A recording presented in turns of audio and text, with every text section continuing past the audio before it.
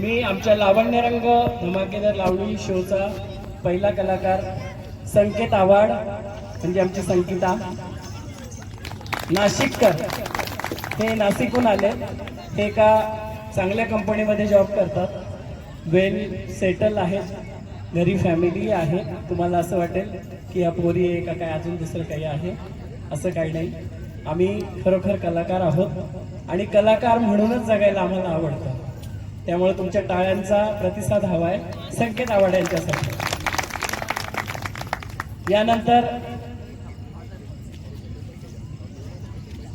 यानंतर आमच्या लावण्यरंग धमाकेदार शोचे दुसरे कलाकार आहेत मिस्टर राजेश व्यवहारे.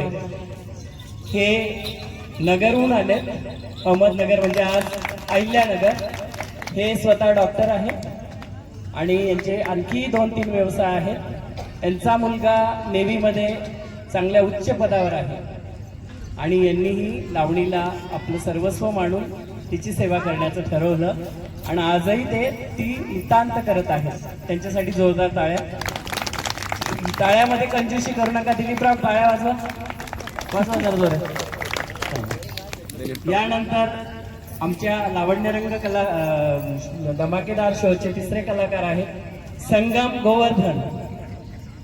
हे नागपूरहून आले. बघा किती लांब आहे. आणि येताना त्यांना खूप जोराचा ताप आला. खूप ताप होता यांच्या अंगामध्ये, त्यामुळे थोडासा विलंब झाला आम्हाला, पण आम्ही ती कसर भरून काढली. आणि एवढा ताप असतानाही ते नाचले. बघा वाटतं का त्यांना पाहून ही खरा कलाकार असतो. हे पण एका उच्च कंपनीमध्ये जॉब करतात. व्यवस्थित सगळं सांभाळून लावणीला सर्वस्व मानून लावणीसाठी त्यांनी जीवन अर्पित केलं आहे. त्यांच्यासाठी जोरदार टाळ्या होऊ द्या. यानंतर आमचे तिसरे कलाकार आहेत गौरव जाधव.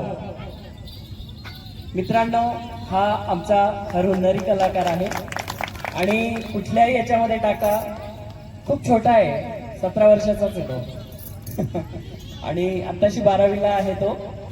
आणि तो पण आपली शाळा कॉलेज सांभाळून कलेसाठी वेळ देतो आणि कलेला सर्वस्व मानतो.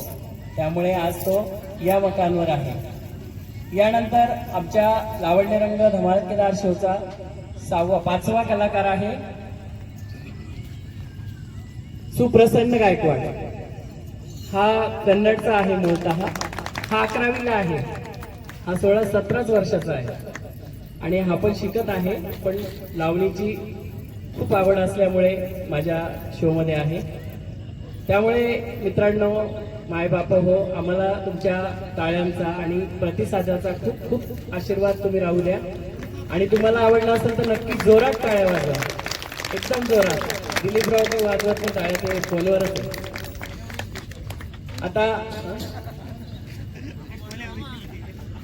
आता माझा परिचय राहिला आहे, देऊ का? द्या. मी सुमित रंगनाथराव भाले. मी पाथरीचा आहे. बरं, आमचे मित्र म्हणतात की आम्ही देतो तुझा परिचय, तुम्ही देण्यापेक्षा. नमस्कार रसिक प्रेक्षक. सुमित रंगराव भाले यांनी लावणीसाठी जे काय अर्पित केलंय ते आमच्या सर्वांसाठी कुणीच केलं नसेल. गेल्या 30 वर्षांपासून त्यांनी लावणी जिवंत ठेवली आहे.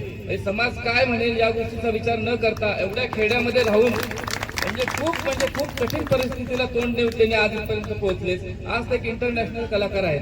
आज त्यांनी दुबई इथे जाऊन आपली लावणी प्रेझेंट केली आणि नगरचा एक उच्च दर्जित कलाकार म्हणून त्यांनी एक त्यांचं नाव केलेलं आहे. म्हणजे त्याच्यानंतर त्याची फॅमिली जी आहे, त्यांना एक मुलगी आहे, ती आता BCS करते. त्यांच्या फॅमिली मिसेस आहेत, मिसेसही त्यांच्या टीचर आहेत. त्यांच्या आईचाही त्यांना सपोर्ट होता, फॅमिलीचाही खूप सपोर्ट आहे. खेड्यामध्ये लावणी करणं, पुरुषाने एक स्त्रीचा वेश प्रदान करून नृत्य सादर करणं ही साधी गोष्ट नाही. आम्ही तर सिटीतनं आलोय, लोक एवढा विचार करत नाही. खेड्यामध्ये ह्या खूप बारीक गोष्टींचा विचार केला जातो. तरी सुद्धा त्यांनी आजपर्यंत ही कला जिवंत ठेवली. त्यासाठी माझे त्यांना विनम्र अभिनंदन आणि आभार सुद्धा आहे. आज तुमच्यापर्यंत आम्हाला त्यांनी पोहोचवलं, यासाठी मी त्यांचे पुन्हा एकदा आभार व्यक्त करतो. आणि तुम्ही दिलेली आम्हाला दाद ही खूप छान वाटली. आधी येण्याआधी आम्हाला असं वाटलं होतं आम्हाला खूप उशीर झालाय, त्याच्यामुळे खूप डिस्टर्ब झालंय, परंतु नंतर शेवट सगळ्यांनी इतका गोड केला, त्याच्यामुळे आम्हाला जे काही गोष्टी झाल्या त्याच्यासाठी एकदम छान वाटलं. आणि पुन्हा या ठिकाणी आम्हाला बोलवावं आणि माफ करा आमचे एक विशिष्ट कलाकार आम्ही खास म्हणजे आमच्या ह्याच्यामध्ये रंगचाळी म्हणून आम्ही आमच्या अहिल्यानगरचे अनिल पाटोळे म्हणून आहेत. ते नगरचे दादा कोंडकेच आहेत ऍक्च्युली. आणि दादा कोंडकेचा रोल ते अगदी अप्रतिम पार पाडतात. त्यांना खास तेवढ्यासाठी बोलवलं.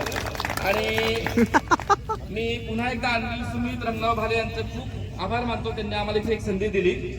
धन्यवाद. जे दादा कोंडके आहे ना मित्रांनो, ते पण खरोखर खूप मेहनती आहेत. त्यांनी कलेसाठी स्वतःला वाहिलेलं आहे. त्यांनाही ते मॅरिड आहेत, त्यांनाही मुलगी आहे.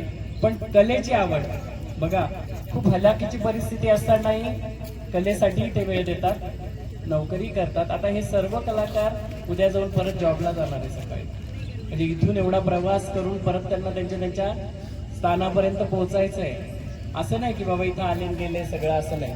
तुम्ही जो शांततेने बसून आमचा कार्यक्रम बघितला ना, त्यामध्येच कळालं की तुम्हाला कलेची जाण आहे. आणि तुम्ही आम्हाला दिलेला प्रतिसाद खरोखर आमच्यासाठी अनमोल आहे. आता काय झालं का? आता अजून एखादं गाणं द्यायचं. कोणतं?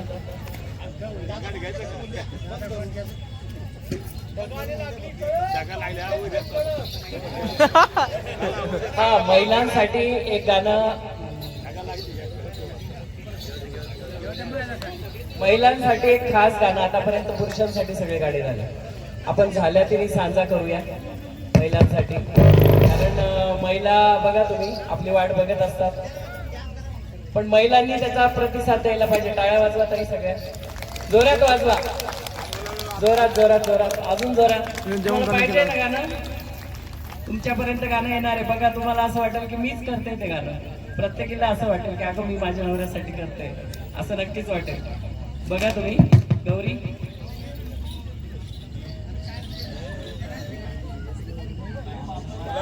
आता आजी आजोबा ताई मावशी आनंद घेणार. आता तुमचं बी छोटा डान्स आजोबा बघणार का नाही? आता हे सैनिक नाचले खरे हिरे. आता तुम्ही छोटे हिरो. आता बघा मुंबईचे तुम्हीच हिरो होणार. नाचणार